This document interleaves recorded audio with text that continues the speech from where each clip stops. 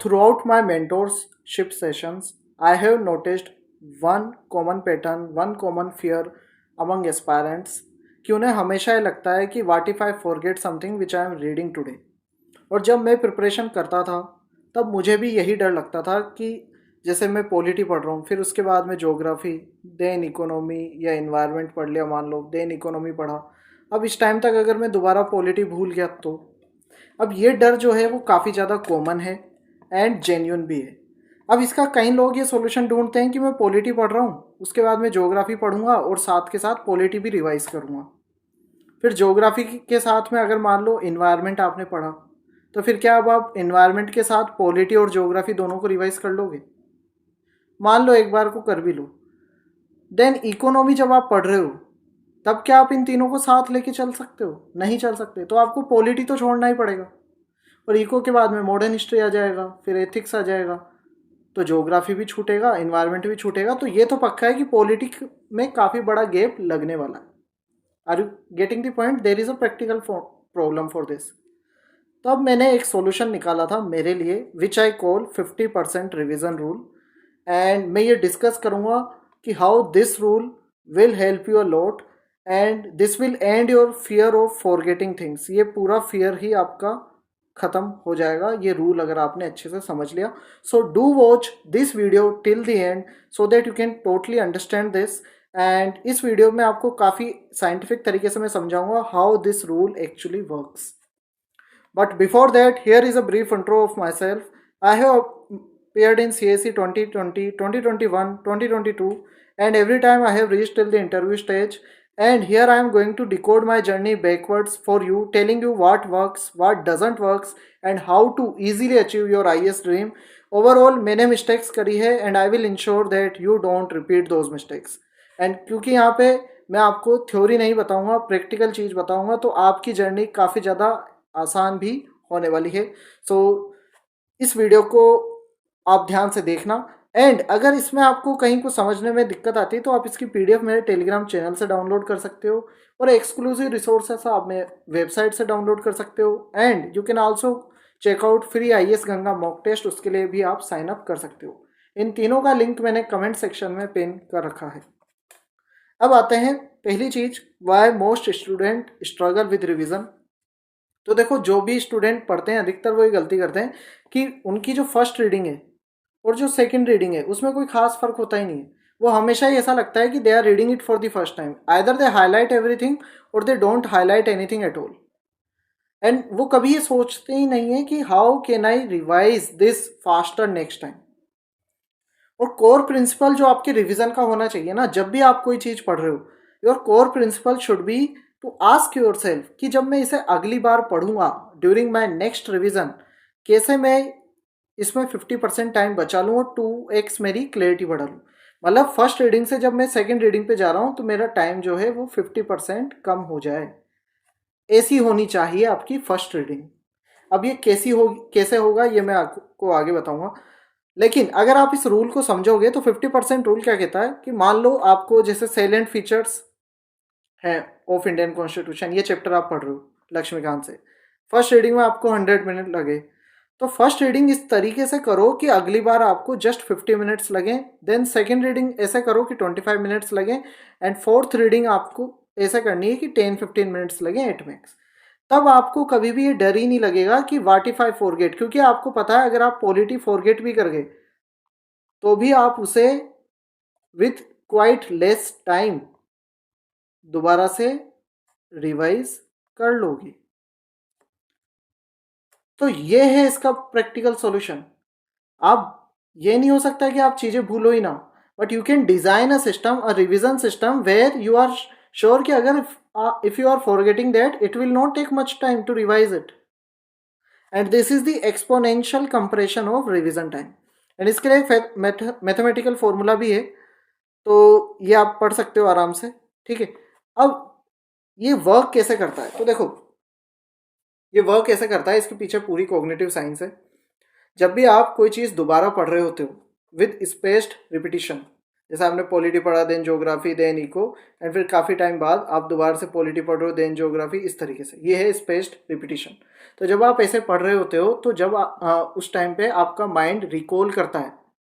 मान लो आपने silent feature वाला चैप्टर पहले पढ़ा था, अब उसको बाद में जब आप सेकेंड रीडिंग करोगे तो आपका माइंड नॉर्मल तरीके से नहीं पढ़ेगा उसे, वैसे पढ़ेगा कि हाँ इसको मैंने पहले भी पढ़ा था। कुछ पॉइंट आपके माइंड में ऑटोमेटिकली आएंगे। जैसे हम जब दोबारा मूवी देखते हैं, मान लो कोई मूवी आपने सेकेंड टाइम देखी, तो माइंड बताता है ना इस सीन के बाद में ये होने वाला है, वही एक्टिव रिकॉल। तो सेकंड रीडिंग में भी ऐसा होता है, ध्यान से ऑब्जर्व करना खुद के साथ। आपको पता है कि सेकंड पेज पे क्या आने वाला है, इस पॉइंट के बाद क्या आने वाला है। तो ये जब एक्टिव रिकॉल होती है तो आपकी मेमोरी बूस्ट हो जाती है, और ये ऑटोमेटिकली होती है जब भी आप सेकंड रीडिंग करोगे। इसी तरीके से आपका रिवीजन का सिस्टम वर्क करता है। इसके साथ में 50% रिवीजन टेक्निक में हम क्या करते हैं, हमारा कोग्निटिव लोड भी है ना, वो भी हम डिक्लाइन करते हैं, उसको रिड्यूस करते हैं। कैसे? By removing unnecessary clutter. जैसे फैक्ट्स जो पूछे ही नहीं जाते, टॉपिक्स जो पूछे ही नहीं जाते, यूज उनको हम हटा देते हैं यूजिंग पीवाईक्यूज। इसीलिए पीवाईक्यू पे इतना एम्फेसिस दिया जाता है। एंड साथ ही what we do, we focus on selective attention, यानी जो चीज़ें पूछी जा रही है उनको अंडरलाइन कर लेते हैं। तो इससे क्या होता है, आपका कॉग्निटिव लोड कम हो जाता है। आपको जो चीज़ें याद करनी है वो आपको क्लियरली अंडरलाइन होकर दिख रही है ना। और जो अननेसेसरी चीज़ें हैं वो नॉइस के तौर पे हमने हटा दी यहाँ पे, है ना। तो आपका ओवरऑल कॉग्निटिव लोड कम हो गया। तो जब आप उसको पढ़ोगे तो और कम टाइम लगेगा आपको सेकेंड रीडिंग में। अब यह है 4 स्टेज रिवीजन सिस्टम, जिसके तहत आप 50% टेक्निक को अप्लाई कर सकते हो।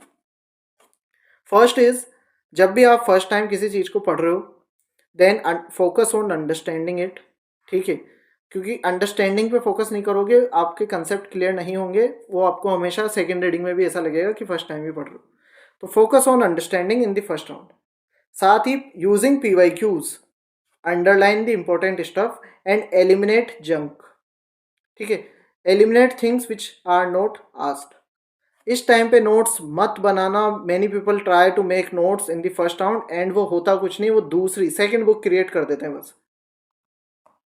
क्योंकि आपको पता तो है ही नहीं कि क्या इंपॉर्टेंट है क्या इंपॉर्टेंट नहीं है, और आपको लगता है सब कुछ ही इंपॉर्टेंट है या मैं सब कुछ ही भूल जाऊंगा। तो सब कुछ ही याद रखने का तो एक ही तरीका है, सब चीज़ों के नोट्स बनाओ।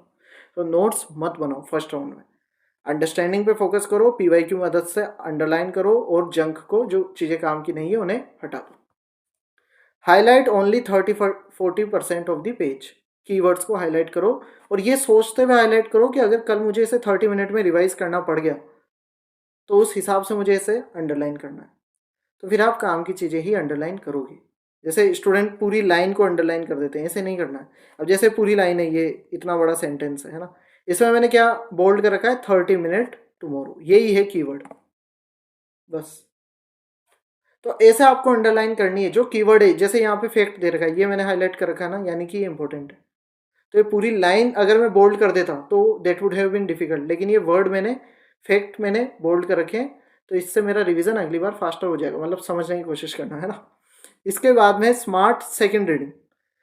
सेकंड रीडिंग में हम क्या करेंगे, ऑलरेडी हमें पीवाईक्यू से पता है क्या इंपॉर्टेंट है क्या इंपॉर्टेंट नहीं है। तो इस टाइम पे अगर कोई हेवी पैराग्राफ भी है तो काफ़ी हद तक बुलेट्स में, एरोज में, बॉक्स आप बना सकते हो, फ्लो चार्ट बना सकते हो, ऐसे टेबल बना सकते हो।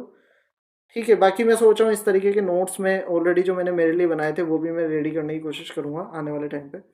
हाँ, अब इसके बाद में आप क्या करो, कुछ चीज़ें ऐसी होंगी जब आप दोबारा पीवाईक्यू देखोगे आपको समझ में आएगा, दे आर मस्ट मेमोराइज, तो उनके ऊपर स्टार लगा दो कि वो तो मुझे याद रखनी है। और बाकी चीज़ों को जीएस से लिंक कर दो कि ये पॉइंट में जीएस 3 के इस वाले टॉपिक में यूज़ कर सकता हूँ या वहाँ पे यूज़ कर सकता हूँ, ऐसे उसमें ऐड करो। उसका मल्टीपल जगह इंटरलिंकेज करोगे तो आपको और ज़्यादा अच्छा लगेगा। जैसे सेलेंट फीचर है तो उसको आप कहाँ कहाँ यूज़ कर सकते हो, ऐसे में यूज़ कर सकते हो, एथिक्स में यूज़ कर सकते हो। ठीक है, इंडियन सोसाइटी में अगर आप कोई वो दे रहे हो तो जो सेलेंट फीचर है इंडियन कॉन्स्टिट्यूशन का, फ्रेटर्निटी, ये सब बढ़ानी है, वो आप यूज़ कर सकते हो। तो ऐसे इंटरलिंकिंग करने की कोशिश करो और उसको एक आंसर के फॉर्मेट में लाने की कोशिश करो कि how you are going to use that in answer. तो ये काम है सेकेंड राउंड का। और क्योंकि आपने ऑलरेडी हाईलाइट कर रखी है और अननेसेसरी चीज़ें हटा रखी, तो इस टाइम पे आपका जो टाइम है वो 50% ही लगेगा। बस थोड़ा सा ज़्यादा टाइम इसलिए लग रहा है क्योंकि आप उसमें मस्ट मेमोराइज, जीएस से इंटरलिंकेज बना रहे हो, है ना। तो फर्स्ट रीडिंग जब आप कर रहे थे तब सब कुछ ही नया था, सब कुछ समझना था। लेकिन फर्स्ट रीडिंग होते ही अंडरलाइन हो गया और बहुत सारा जो इंपॉर्टेंट थी नहीं चीज़ें वो हट गई, तो सेकंड रीडिंग आसान होगी। सेकंड रीडिंग में हमने उसे मस्ट मेमोराइज कर दिया, उससे लिंक कर दिया, जीएस के टॉपिक के साथ लिंक कर दिया, तो अब थर्ड रीडिंग और ज़्यादा आसान हो जाएगी, क्योंकि यहाँ पे हमें सिर्फ सिर्फ वो टॉपिक पढ़ने हैं जो अंडरलाइंड है। और यहाँ पे आप थर्ड रीडिंग में क्या कर सकते हो, क्योंकि करंट अफेयर की भी आपकी इन्फॉर्मेशन बढ़ चुकी होगी, तो आप कुछ वैल्यू एडिशन अगर आपको पढ़ते हुए याद आ रहे हैं तो वो आप मार्जिन पे वैल्यू एडिशन कर सकते हो।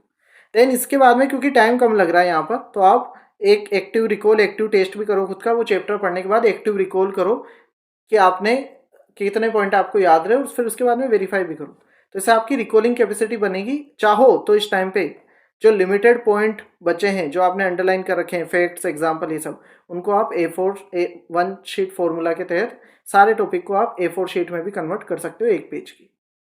यह है प्रैक्टिकल तरीका शॉर्ट नोट्स बनाने का, 1 पेजर नोट्स बनाने का।